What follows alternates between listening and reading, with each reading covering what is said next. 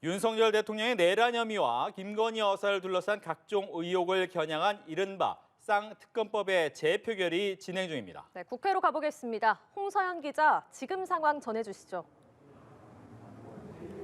네, 본회의는 1시간 전 시작됐습니다.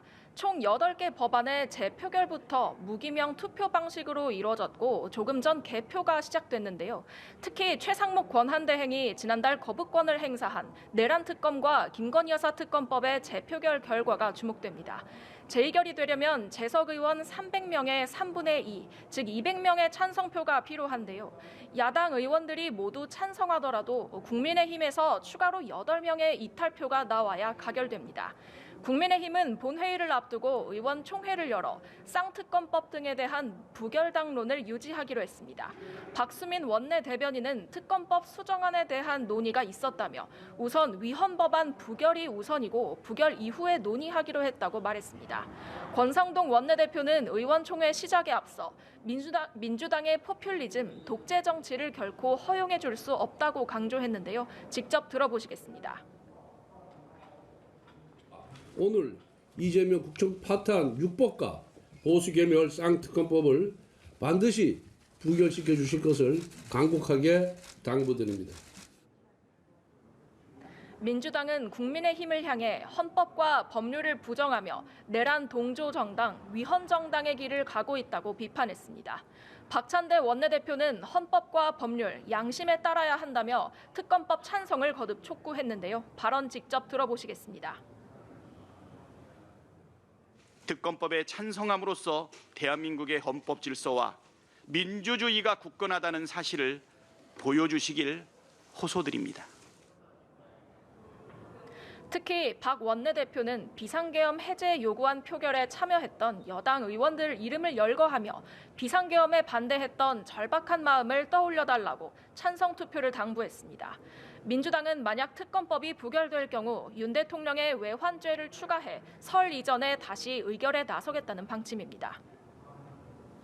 네, 윤 대통령의 체포영장이 어제 다시 발부됐는데 이에 대한 국회 분위기는 어떻습니까?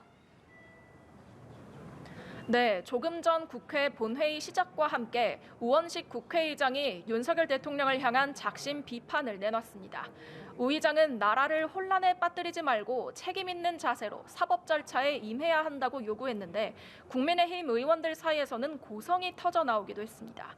한편 지난 영장 집행 때처럼 국민의힘 의원들이 다시 한남동 관저로 향할지 관심이 쏠립니다. 언제든 관저에 가겠다는 의원들도 있는 반면 자칫 윤 대통령 개인을 수호하는 것처럼 보일 수 있다는 우려도 제기되는 등 당내 의견은 분분합니다. 당 지도부는 소속 의원들의 관저 집결 문제에 대해 당의 공식 입장과 무관한 개별 행동이라고 선을 긋고 있습니다. 권성동 원내대표는 경찰을 향해 불법 폭력 행위에 대해 무관용 원칙에 따라 엄정 대처해달라고 촉구했는데요. 행안위원회 소속 국민의힘 의원들은 민주당 이상식 의원과 국가수사본부 간의 접촉을 두고 민주당의 청부와 청탁에 국가수사본부가 응답한 것이라며 우종수 본부장의 사퇴를 요구하기도 했습니다.